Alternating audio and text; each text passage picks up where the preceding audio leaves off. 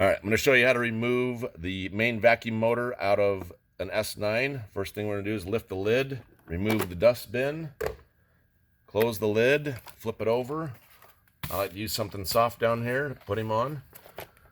We're going to remove the brush head next. There's 4 screws. As you remove them, you'll hear audible clicking. That means the screw is removed all the way. I need a little more torque here.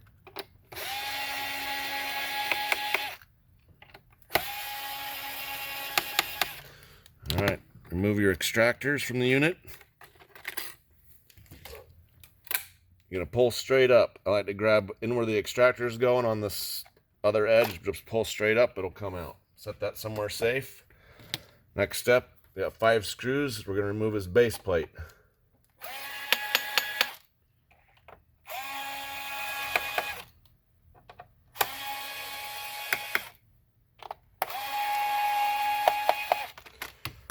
All right, base plate's off. We need to take out this left wheel. I'm going to flip him over. There's a clip right here that holds the wheel in. You need to press in. So we're going to do that at the same time. Be careful of your lid. We're going to do that at the same time we're pulling up on this wheel. And it's just plugged in. Give it a little wiggle. Come right out.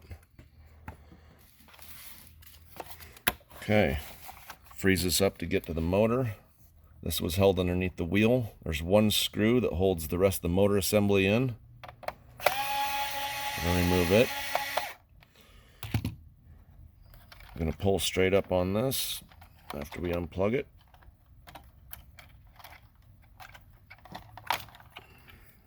She's freed. If you want to take it a step further, unscrew these 2 screws.